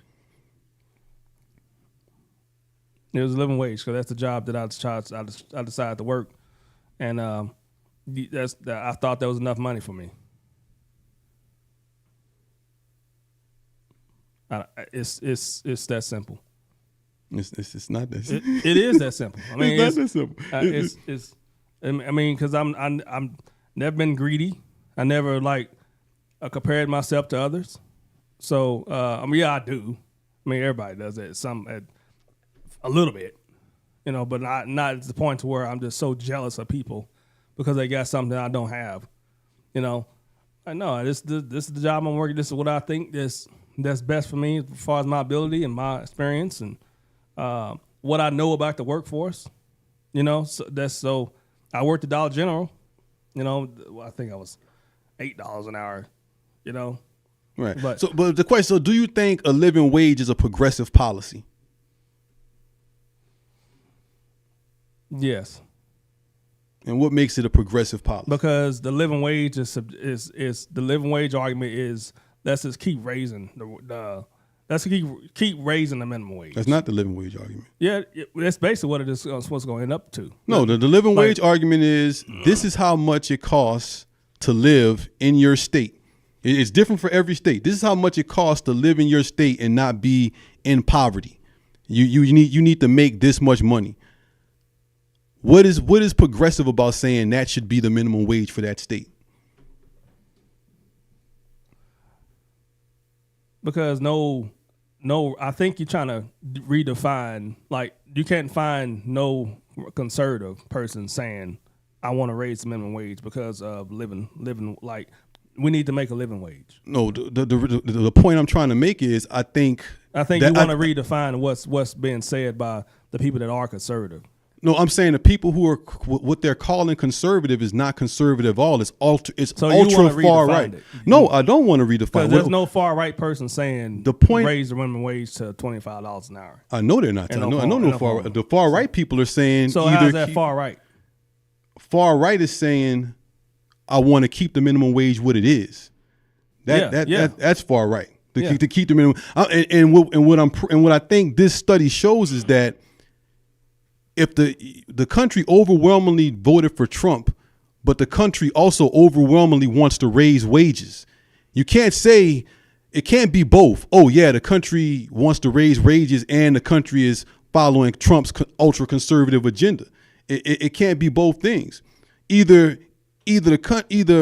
raising the minimum wage is conservative and they agree with Trump's agenda, or raising the minimum wage is not conservative at all. It's not conservative. Now, Byron Donalds explained what the conservative viewpoint is. That's Byron Donalds' definition of what the conservative viewpoint is. If you pay attention, if you watch conservatives speak on it, the actual conservatives, that's what they say the same thing. No, the conservatives who you're talking about, I don't think are conservative. I think they're ultra right wing. I think Byron. So ultra right wing, what people call ultra right wing, that is conservative. No, it's not. That's ultra right wing. That's ultra right wing. It's not. So you wanted to redefine it. I don't want to redefine it. Based off what you think it is. No, based on what the people have voted for. What are you talking about? The people have voted for? All the people, everywhere minimum wage is on the ballot, it wins. Yeah, but you still want $25 an hour, and it's going to be $15. Well, no. So what I want, I told you, I can see somebody saying what I want is progressive. If you think that, that's fine. What I think is conservative and down the middle is a living wage. Anything outside of a living wage, I think you're falling ultra right wing. Anything $15 is not enough. I wouldn't fight for $15. I wouldn't work for $15. You know, like you always say, I work the job. Yeah. And I understand the blessing that I have to where I can choose to not do that. Everybody is not that fortunate. And so when I don't think it's being fortunate. I think it's the way people think about money. No, it's not the way people think about money, man. It is exactly the way people think about money. No, it's the choices that we make to let our government allow the minimum wage to be 70 to 25. No, not to spend our money. It's the choices that we make to allow these corporations to. And again, this is Michael talking. You know, like you always say, that's my flesh. My flesh is saying allowing a $7.25 minimum wage is robbery. That's what I think is wage theft. You know, as if you making $7.25, put your name in it. Give me a thumbs up in the chat. If you making $7.25, so I can see who you are. So we can know who you are, so we can help you get something better. What about people making $11? I don't. That's more than what I made when I first started. That's. What do you know what the? I don't think because Brahms and McDonald's started here. They started 10 or 11, I think. Do you know what the living wage is for Oklahoma? I don't know. Whatever I think it is for me. It's little over $17. Little over $17 for based on what it costs to live in Oklahoma. If you're a single person, this is a single person. If you're married with children, it's more than that. But for a single person, it's a little over $17 an hour. So look, that's what it costs to live. Okay, so a person making $15 an hour and they got a house and they got good credit. Are they nominally something wrong with them? Now, I'm not saying something wrong with them, but they're a fairy tale. No, they're working. If someone is working, if someone is making 40 hours a week. Yeah, they're not working 40 hours. You're not making $15 an hour and paying your mortgage, working 40 hours a week. You're working a lot of overtime, or you have a second job. Well, if you got good credit, you got a low interest rate. Maybe they bought the house when it was before Biden got in, where the interest rates was like 3%. You don't understand. It's like it's whatever the interest rate is, $15 an hour is not enough to live in Oklahoma without having a second job or going into debt by living on credit cards. Is what I'm saying. And that's why it's preposterous for Governor Stitt to push back the vote until 2026 to raise it to what's below the living wage anyway. Okay. Raise the minimum wage. Is this people gonna want to raise it again? So that's because it's people. They're greedy and they compare themselves to people. People are greedy. Yeah. It's not the corporations that's corporations oppressing the are wage. greedy. Corporate, they're people too. No, corporations are not people. That's the problem. Corporations People are don't not work people. in the corporations. No, there are people who work in corporations, but the corporation itself is not a person. The corporation is a soulless entity that only cares about the bottom line. But not every corporation is like that. The corporations that are not like that is because the people who work there don't run them like that. Yeah, there's some great corporations in Oklahoma. There's a lot of great corporations in Oklahoma. In Oklahoma that pay their employees more than the living wage. And there's also a lot of corporations who pay their employees starvation wages, and their employees have to work 2 jobs to afford their mortgage. And that's what we need to. And that's what we're trying. Yeah, to, but how are those eliminate. corporations doing? Are they about to go under? Or they? No, they're thriving. They thriving. So Well, like the living. Also, are you talking about under $17, not at the 7? I'm talking about I'm so talking. they pay them under $17, and they still thriving. That's what you're saying. Yeah. And those people got to go work 2 jobs because of that. Yes. Oh, okay. Well, I'll meet you halfway. If you were working out there, if you're in Oklahoma right now, or wherever, you said Oklahoma. Oklahoma. Oh, so Oklahoma. If you making under $17 an hour, put a thumbs up in the chat so we can help you out. You know places where you can just help. You got jobs just lined up like that that's paying more than the living wage in Oklahoma. Yeah, I know people that help people get jobs that fits their abilities and fix their resume and all that, work on their resume and all that stuff. If they want something better, I know people that do that. Hey man, family, put your name in the chat. Put your name. Put your stuff in the chat. Just reach you know out. why I know people that do that? Because I decided I want something better. Let me go ahead and see if I can get some help with this. Let me Google.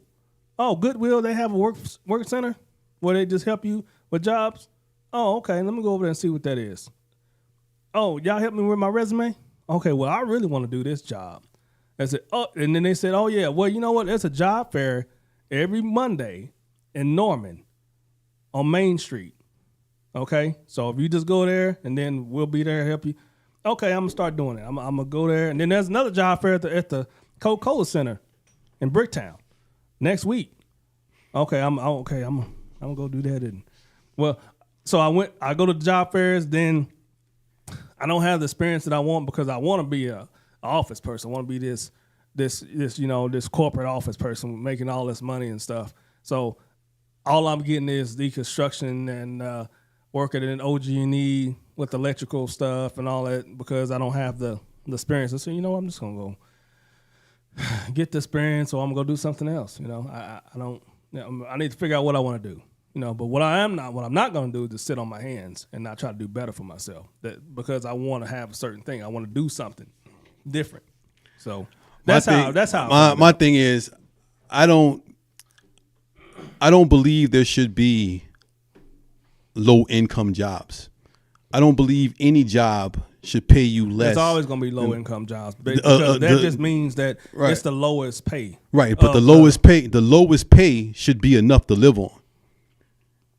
Okay. Like so people are under the impression that if you work at McDonald's, you shouldn't. And you're under the impression that if this happens, because the fixing the minimum, like raising the minimum wage and all that stuff, a lot of these people are gonna like get rid of their employees because they're not gonna be able to pay them.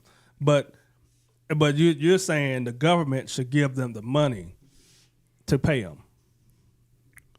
Oh, in my society, No, yes. no. So what would happen is if you raise, so let's say, because that's not happening in California. Let's take like you mentioned Brahms. We mentioned Brahms. Brahms is a Oklahoma company, I think, right? I never heard of Brahms until I moved here. It's Oklahoma. Oklahoma company. Okay, so the good company of Brahms. Let's say Brahms decided to raise their minimum wage to a living wage, and at the end of the year, Brahms was like, man, raising this payroll is killing me. I'm not making a profit anymore. I need to close down. And the government, what the government would do then, just the way the government subsidizes all these oil companies and things like that and give them all kind of money and tax breaks, the government would give Brahms a tax break or help them out so they can continue to pay their employees, because the government cares about the citizens and the government knows the citizens should be making a living wage. So yeah, I would subsidize companies who paid a living wage if they couldn't stay operational at the end of the day. You know, that's what I would do, because I care about the people. There's another side of me though. It's like, I don't care about a company who can't pay a living wage. If you can't pay a living wage, your company shouldn't exist. But to me, I think that's harsh. I wouldn't. But there's a part of me that feels like that too. But the bottom line is, you should be paying a living wage. And I don't think that's progressive. I think that's conservative. I think that's compassion. I think that's caring about your workforce. I think that's caring about the people. I think that's good for the society, that people can, live and thrive. I think that's the American dream. But that's just me. The American dream is, opportunity. But a lot of people just look down on jobs. Even if it does pay $20-something an hour, they still look. I'm down not talking. I'm not worried about those people. I'm worried about the people who are working these low-paying jobs. I'm worried about the people who have to work 2 jobs to make their mortgage. And then while they're working 2 jobs to make their mortgage, other people are out there saying, they should have been home helping their kids with their homework. How?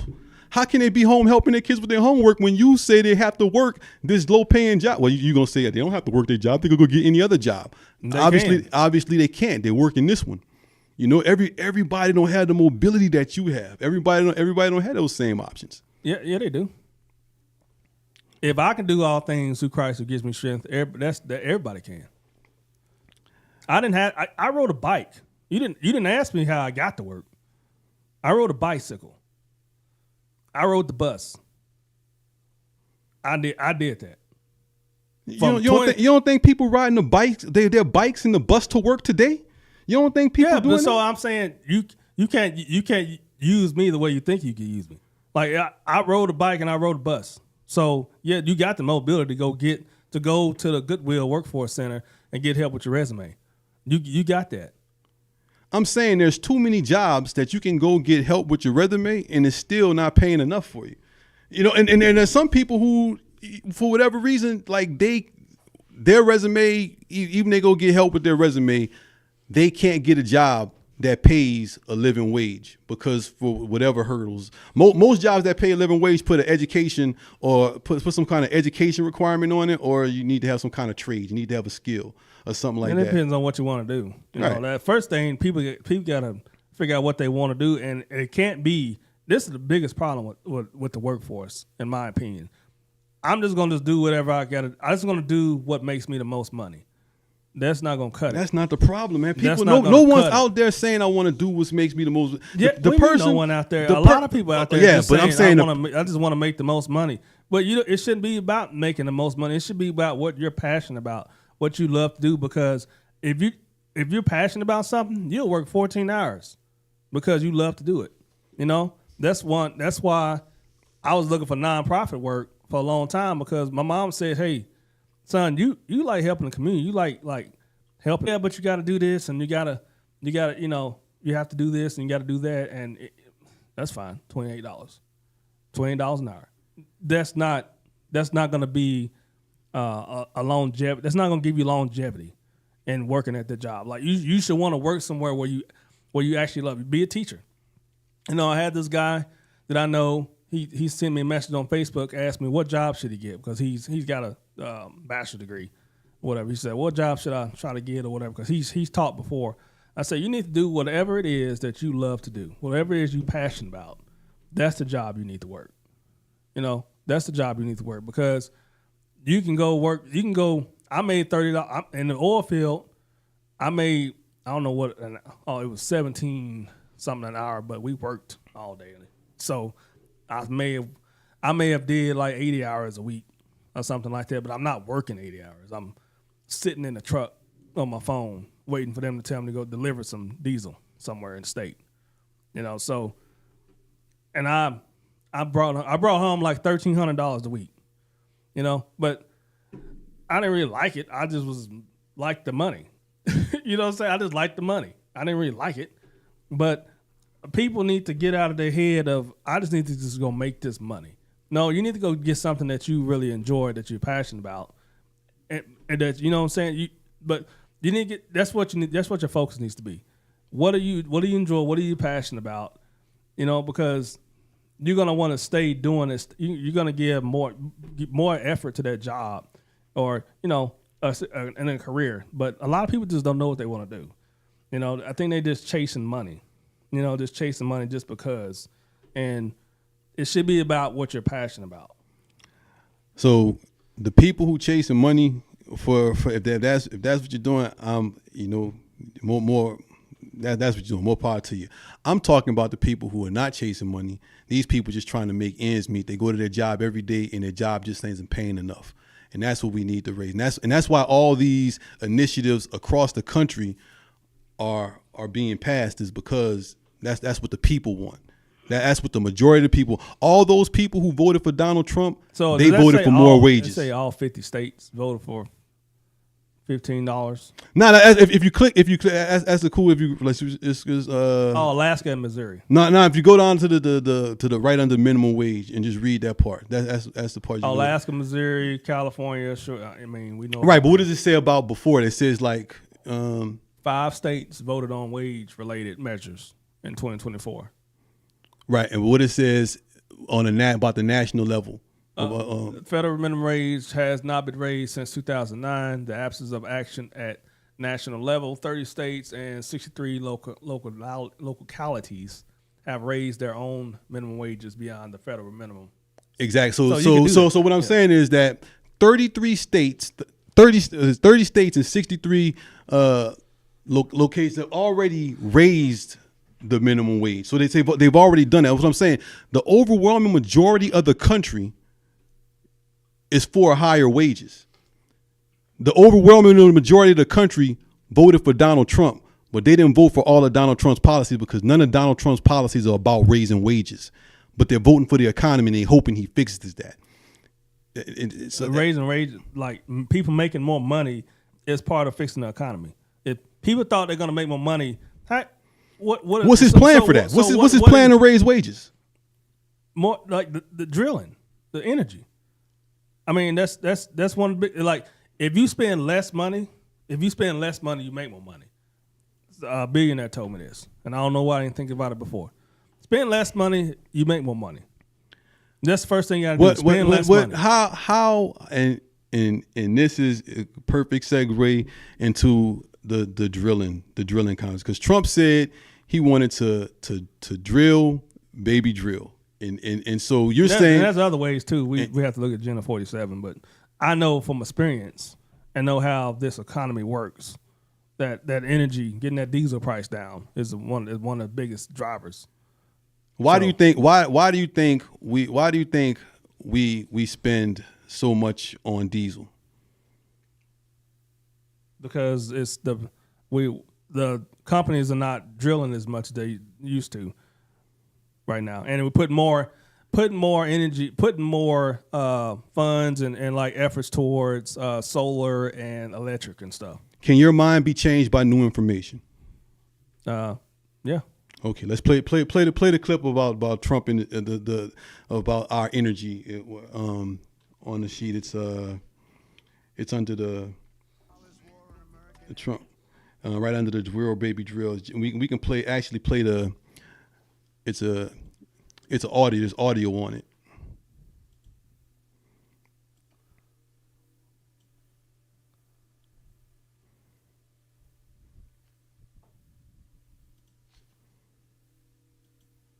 Energy and we will drill, baby, drill. We're going to drill. No, not that part. That's him saying it. That's not this video. You can click forward that. Yeah, not this one. Not this one. It's the one. The one. Oh, okay. Not the Agenda 47. The marketplace experts. Yeah. This is Marketplace. I'm Amy Scott. If you find you're paying more to fill up your car in the coming weeks, it may be because you're buying a different blend of gas as stocks of winter gasoline run out and refineries switch to summer blends, which tend to cost a little more. In order to feed those refineries, last year the U.S. imported more than 8.5 million barrels of petroleum a day. But at the same time, this country exported more than 10 million barrels a day. Marketplace's Kaylee Wells looked into why we're selling that oil instead of using it ourselves. This is mostly a chemistry problem. The crude oil we're buying is thick and it's got lots of sulfur, hence it's called heavy sour. The stuff we're pulling up here isn't and doesn't, so it's called light sweet. All that variation in the chemistry of the oil means that you can't refine all oil the same way. They have to go through different processes. Hugh Daigle teaches petroleum engineering at the University of Texas at Austin. He says our refineries were designed to process oil coming from Mexico and Venezuela. And a lot of that tends to be relatively heavy and relatively high in sulfur. Then a little over a decade ago, shale fracking took off in the U.S., and so did the supply of light sweet oil. But even if the refineries here could flip a switch and start refining that oil, GasBuddy analyst Patrick DeHaan says it's coming out of the ground in the wrong places. The need is infrastructure. You may produce all this light sweet crude oil in Texas, but if you don't have pipelines to the nation's refineries to deliver it, how are you going to be able to utilize it? So importing foreign crude oil is cheaper. Meanwhile, DeHaan says increasing renewable energy demand is making investments in fossil fuels riskier. On top of all the infrastructure obstacles, economist Kevin Hack with the Energy Information Administration says the U.S. gets a better deal from countries with heavy sour oil supplies. Because it's harder to refine them, they tend to be priced more cheaply than a light, sweet crude oil. So we buy and refine the cheaper stuff, and we sell our more expensive stuff to places that can't do that. There's one more discount. The majority of our oil comes from our closest neighbor. There's also not a lot of ability for Canadian producers to move it outside of Canada. That strong relationship with Canada makes the U.S. oil supply more resilient against geopolitical turmoil. Oil analysts point to Russia's ongoing war against Ukraine as an example. There was a gas price spike when countries stopped buying Russian oil, but relatively quickly, the global market reached equilibrium again. I'm Kaylee Wells for Marketplace. This is Marketplace. So, family, when you're reading any news article or you listen to any news article, look for the biases. You can see which way they lean. But look for the truthful information that you can build on. And so the truthful information that you can build on there is, number one, the United States exports more oil than we consume. We're pulling out we're drilling enough to where we get enough out of the ground that's more than what we need to consume. But we don't consume that here. We ship it out. And what they said in this article is that we ship it out because ours is the light sweet and it's more expensive. So we ship that out and we take the profits off of that. And then the sour, the overseas oil or the oil from Canada, that's harder to refine. And so they have to sell it at a cheaper price. We buy that and refine it here and refine it here. And that's what we're using. Now, if you stop there, you'd be like, okay, that maybe that kind of makes sense. But what you don't understand is we have the capability to refine our own oil. Like other countries may not have the capability to refine the light sweet, but we do. All we would have to do is change our refineries that's refining the crude oil and have it refine the light oil. Now, they say that's a chemistry problem. It's a chemistry problem, but it's nothing that can't be fixed with engineering. We have the ability to do that. The reason why we don't do that is because the oil is going to cost the oil companies money. And for them, it's more profitable to just keep selling our oil and importing other oil. Now, Trump says he wants to drill, baby, drill. Do you think Trump is going to say, hey, we're going to stop exporting our oil and we're going to use our oil for ourselves to become energy independent? Because that's the only way to become energy independent if you're not relying on exporting oil from other places. So is that what he's saying we're going to do? Yeah, and you can fix the quote unquote chemistry problem. I mean, right here in Bartlesville and Ponca City, not a problem at all. I know those things can be fixed easily. Like it's not a problem at all. I'm saying if they really wanted to do that, why haven't they done it? It maybe Trump is the first. Electric and solar. No, it's not because of electric and solar, man. It's not. How can you say that when that's in the bill that Kamala Harris voted on? What's it? Is to put more energy, to put more efforts toward going electric and solar. No, yeah, they do want to put more. They do want to do more electric and solar, but where did they say we can't use our own oil? Like who's saying they made it harder? They made it harder to refine, to drill, by what they signed, by the bill. They made it harder for the companies to do that. Last year we exported more oil than we ever have. We're a top oil exporter. This is under Joe Biden. It doesn't make sense what you're saying. Under Joe Biden, we are a top energy exporter. So what's the so what of what you're saying? The so what of what I'm saying is, if Trump's saying he wants to drill, baby, drill. One, we don't need to drill anymore. We already out of the reserves that we have acres and acres of land with oil on it, and out of that, we have enough oil that we're currently pumping. But if you wanted to drill more, are you going to use what you're drilling for us? Because right now we're not using any of our oil for us. We're shipping it all. So you're right. It would, if Trump is saying like, hey guys, this is what we're going to do. We're going to drill, baby, drill. We're going to drill more of our oil so we can start using it all. We're still going to export what we're doing because, hey, capitalism. We're still going to do that. But we're going to drill more so we can keep more of it here for us. And then we're going to change over our refineries to refine our own oil. And then we'll be energy independent. That's something I could get behind, but I don't think that's what he's saying. I'm saying I think he wants to drill, baby, drill to export more, and we're still going to be exporting oil from foreign countries, which is why they wanted the Keystone Pipeline. The Keystone Pipeline is not a local endeavor. The Keystone Pipeline is in Canada. Why run a pipeline from Canada to Texas instead of running a pipeline from Texas to California? And so California don't want They don't want that. The state of California and those politicians there, the people in California do want cheaper oil. The people in California would be happy. Yeah, if Trump went to California. Do they? Because they vote for those politicians. If Trump went to California and said, hey, Californians, look, I want to help your energy prices. He's already done that. We're gonna start using and he explained to them, we're gonna use our own oil. We're gonna invest in infrastructure. We're gonna hire Americans. They don't care. Let's see it. Let's see if they do that. He's already. Let's see if they do that. But the point I want to make is, family, don't believe anybody who tell you we can't be energy independent. We can be energy independent right now, today, because we produce enough oil. All we would have to do is use our oil instead of selling it for a profit. Trump's not saying we can't be energy independent, or you may be talking about somebody else said that. Who said that we can't be energy independent? No. What they're saying, he's trying to make us energy independent by drilling. We don't need to drill to be energy independent. Yes, we do. No, So do you think so today, right now today, if we have enough oil to support America before we start exporting oil, are we energy independent or not? If we have enough oil to support America. Yeah, we always had enough. We always had the most oil. We just don't use it the way we need to. Exactly. So that's my point. We can be energy independent right now today without drilling anymore. We already exported more than we ever have.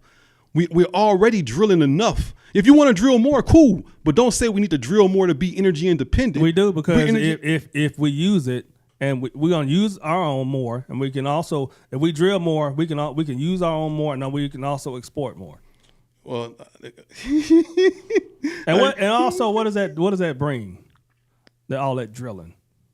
What do you mean? What does it bring? What does it bring? It could bring jobs. Oh, it will. Because it could bring jobs. It could bring jobs. And you're talking about jobs to the society that don't have no experience. They're gonna make some real money. You know what I'm saying? I was working with dudes that just got out of the county jail yesterday. You know what I'm saying? I was no GED, no, you know what I'm saying? I was working with those type of people. What I'm saying is Trump's plan, because we had a link for Agenda 47 too. We got the post for the next year. We got the link, but because Trump's plan of drill baby drill, if he's really going to keep American oil and stop exporting it all, yeah, that we could really. Well, his big thing is to make the rest of the world, you know, come to the table and like make fairness as far as like how they treating us like financially and all that stuff. We don't need to deal. That's what I'm saying. We don't need to deal with them. We already got the best product. We not only do we have the most oil, but we got the best oil. I know that. I'm just saying we don't need to negotiate with anybody. I'm saying if you're trying to say, well, these other countries are going to do this and not do that. I mean. I'm not worried about what the other countries do. I thought that's what you were trying to say. No, I'm not worried about America first, right? That's what he says. Yeah, so I'm saying, yes, we do want to. His did. Now we got to hear from the Energy Burkham, and I forgot who he tapped to be the Secretary of Energy, but we got to hear from them out of their mouth because their goal is to push his agenda. So we got to hear out of their mouth what they plan to do. But what I'm hearing, what I was told is drill more, and actually, because what I wrote down whenever they was talking is exporting too much. So drill more, and so that also we're also going to change our refineries or build refineries to refine our oil, because right now we don't refine our own oil. We just send it all away. We can do that. I mean, if you make it harder to do that, then the company's gonna not. They're not going to do that. So we can definitely do that. It's just telling the companies, fixing the system, our energy system to make it to where they can do that. So if they brought us in Ponca City, if they don't do that, would that be Trump reneging on a promise? Yeah, it would be Trump reneging because we need that to help bring the diesel down. Man, we cooking with fire now. Yeah. Okay, we cooking with fire now. So I mean, the conservatives is watching just like progressive liberals and Democrats. We all watching for like. I love his picks. You know that his picks is telling me he's. You don't love all his picks. He's trying to do exactly. You don't love all his picks. Come on. I do. Not all of them. Come on, man. I love all of them. What Matt Gaetz is a good pick? Yes. Matt Gaetz will not get confirmed. Matt Gaetz is a heat check. I'm telling y'all, family. Trump won the election, and he was like, while I won by this much, let me just see how much I can get away with. Matt Gaetz is a heat check. He will not get confirmed. So I guess when you say, do I love the pick, as if Matt Gaetz is going to do the job, he's going to do the job. Well, what job is he going to do? He Attorney General. No, I'm saying he will do a good job at it. What's the job of the? What do you think the job of the Attorney General is? What are they supposed the president's to do? agenda of the Department of Justice. How the president wants the Department of Justice to be run. And that's all the secretary's job. We disagree on what those people. Based off the Constitution. Those jobs are not designed to do whatever the president wants to do. Those jobs are for the best to do the best thing for the American people. Every job in government is for that. All the but you do it based off the Constitution. Like if a president tells the secretary to do something that's outside the Constitution, I mean, no, we can't do that, sir. I don't think Matt Gaetz would say that. You know, I don't think Matt Gaetz would say that. I think he will. No. If it's outside the Constitution. We agree to disagree. But we don't have to worry about that because I wasn't even bring up Matt Gaetz because I don't think he's getting confirmed. I would be surprised if he gets confirmed. It's a good thing in both ways. Both ways to me. He will do the whatever the agenda that Trump is trying to do for the Department of Justice, he will push. Yeah, you said it right. That's what they call that the Freudian. He got the judges He's just trying to follow. He just want to fire judges. All he wants to do is fire judges. Yeah, I wish we would have fired these two that they got left on the ballot here. But we voted for one to go out, then the other two still left on there. But anyway, he'll push the agenda, and also it's gonna be good to see it.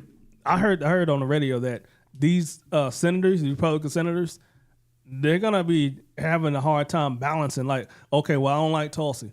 Well, now you got to balance not liking Matt, not liking these other people. And how you gonna, why did you not do this one and you gonna do this? And so he's making them like he's trying to see, okay, who's gonna stay on the establishment thing, who's not, So I can't wait to the confirmations. That's gonna be a sight to see. I hope Matt Gaetz is first. I hope Tulsi's first. Her RFK is first. Yeah. Man, I'm gonna put a link in the show, family. There's an interview with Senator from Oklahoma, Mark Wayne Mullen, and he was talking to him about Matt Gaetz, and it was a great. It was for me again. I enjoy it. It was entertaining to watch how he tried to, because he doesn't like Matt Gaetz, and he's on record not liking Matt Gaetz, and it was cool to see. When I say cool, I mean entertaining for me to see him jump through hoops by saying stuff like, Trump has every right to nominate who he wants to nominate, but the Senate gets to confirm him because he vote no on Matt Gaetz, and there's a lot of Republicans who are going to vote no on Matt Gaetz. That's cool. You know what? Mark Wayne, vote no so we can get TW in there. Go ahead. Because we couldn't see who y'all voted for to get this Senate majority leader. Y'all want to go behind closed doors, have this private vote, but now we're gonna get to see who votes on what for these confirmations.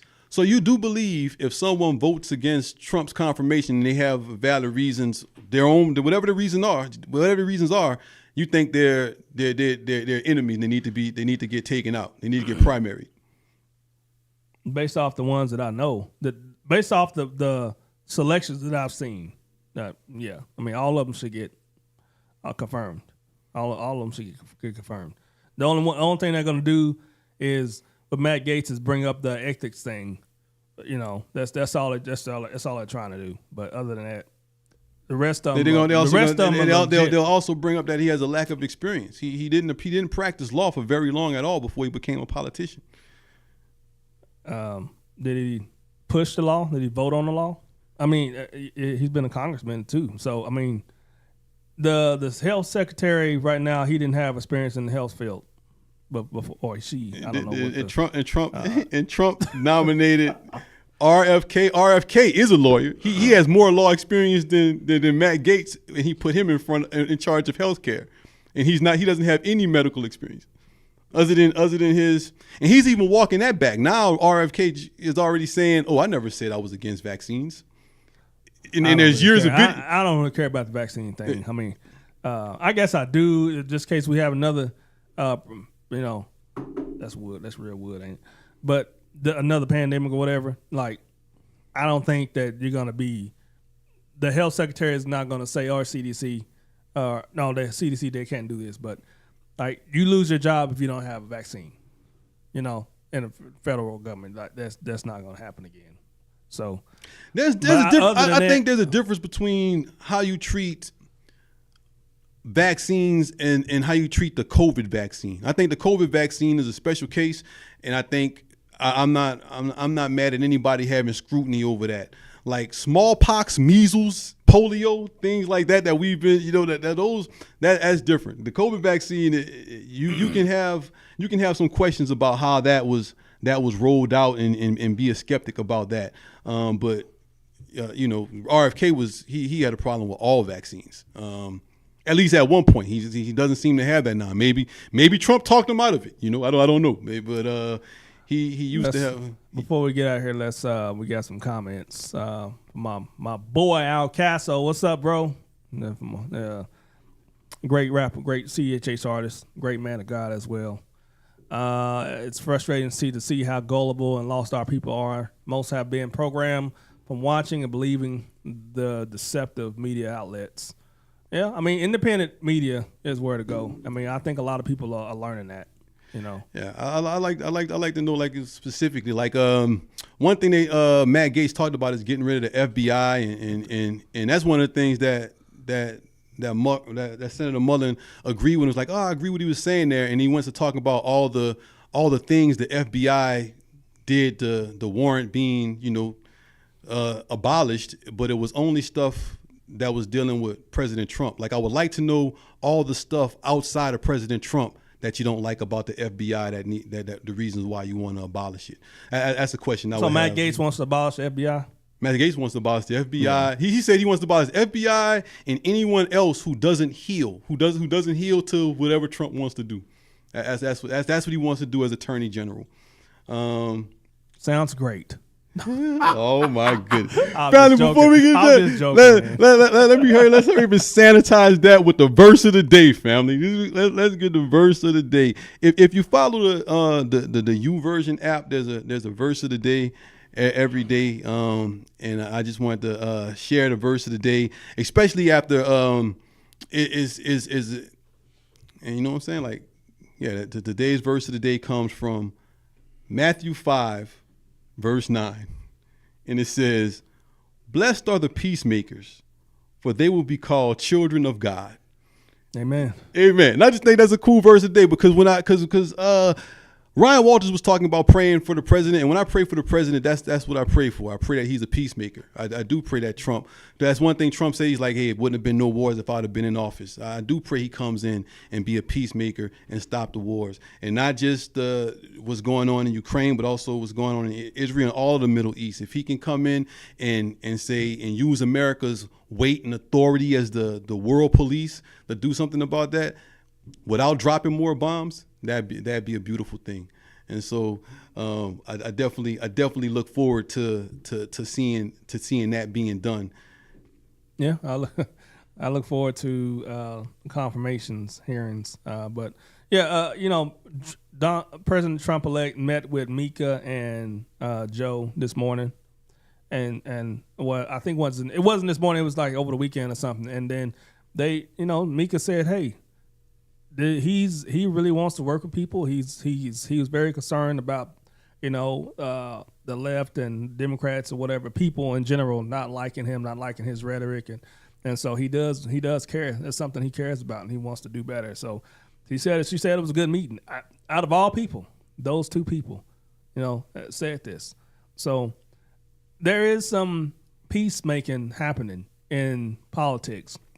Kamala Harris came out and said, hey, we lost, but we're going to still fight for the agenda and all that. But there has been no, let's recount the votes and all this stuff, and they cheated. And there's been none of that. Just been like now, I think Biden he was smiling a little bit too big during that meeting with Trump. But that's another show. I think that's another show because I think there's something behind that. But yeah, man, I think there's some peacemaking happening already. But Jesus Christ is a peacemaker, and we gotta be like him the best way we can. And that's why on this show, at the end of the day, me and the Wretch, we good brothers. We cool, and we brothers of Christ, and we text and do audios all the time. Yeah, and so because we see things the way Jesus sees them. So except for the minimum wage, but we definitely try to. We definitely try to, family. But now, but I do. I want to because I've been going to. I listened to what he said about energy on Agenda 47, on the Agenda 47 site, and what he said about that and the increase in the drilling. There are things that he said in there where if you hold him to that. It could do something for the people. It could be beneficial to the country, and I'm glad we're on record saying, hey, and if he doesn't do that, then yeah, he's reneging on his promises. And so all the people who went out voted for Trump, and even the people who didn't vote for Trump but voted for the economy, hold him to that. Hold him to fixing the economy. And because if they don't. Be ready. But the main thing is, hey, let's bring down the cost of transportation. Let's fix that, and then we can fix that. We can fix how the amount of what everybody pays for groceries, gas, and electric bill. And we say bring down the cost of transportation on what goods. Bring down the cost of transportation on goods. Yeah. From the port to the store, from the railroad to the store, and all that stuff. Yeah, see, we're about to get to another conversation because tariffs. Economists will tell you that Trump's tariff policy would raise the price of goods. It didn't last time. He did the same tariffs, and Biden kept some of them. But he's gonna add the ones that Biden didn't keep back on. Right. So and maybe you know that there are a lot of countries that 100% put tariffs on United States goods, and they won't let you build anything. They won't let you sell. Like they won't let you do business in that country. But we allow them to do business in our country. Right. No, the purpose of a tariff is say there's a Chinese company who's selling something and there's an American company that's selling something. You put a tariff on a Chinese company and you would hope that would make, and that's going to make that price go up. And so you would hope that would make Americans purchase the American product because they're not paying a tax on it. So that's how tariffs is supposed to work. But if you put a flat tariff on everything that's coming in, especially when a lot of our American companies are having their stuff made overseas and then shipped back over here, and you stop. Yeah. That would help your minimum wage. That would help people get paid better and get better jobs. If we got more, who's going to stop them from doing that? Are you saying the tariffs will stop that? No, I'm saying who. I don't know. Well, you can't stop them as a private company, but what you can do is you can penalize them for doing that. Like, well, you're gonna pay a lot of money to ship your stuff back and forth. If you want to ship your stuff back and forth, that's fine, because he said that last term. So that is something that the government should be doing. Like, hey, we need to focus on American-made goods. And how we're going to do that, if you're a private company and you want to ship your stuff to Thailand or whatever and get them to make it and you ship it back over here, that's fine. But you're going to pay a penalty for that. You're going to pay a penalty. Just like if you take your retirement money out, which is crazy, and you take your retirement money out early and you want to use it, well, that's fine, but you're paying 20%. Like, I don't know, why am I paying? I earn this money. So I earn this money. But we doing stuff like that, we should be able to penalize these companies for, because they shutting down their factories to do that. Yeah, terrorist is one of his policies. I'm not, but what I wanted to say is, but I'm not saying you said something on the phone. I think everything that you do is right. It's not. I think most of the policies positions I like. But I am going to hold his feet to the fire on these things. Yeah, that's it. The magic that Trump has is the people who rock with Trump is all the stuff he says that sounds like it could be good. They believe he's going to do that. And all the stuff that he says that's wild, they're like, yeah, there's no way he's really going to do that. He's just talking. I don't have the luxury to believe some things he's saying, don't believe the other ones. I got to watch everything he says, and I'm like, hey man, okay, if you do that, that'd be cool. But this right here, I don't want you to do at all. I don't even like you talking like that. Right. You know what I'm saying? But there we have. This has been the Conservative as Christ show with LJ and the Wretch. Family, we're here every Monday, Wednesday, and Friday. Till next time, keep them with you.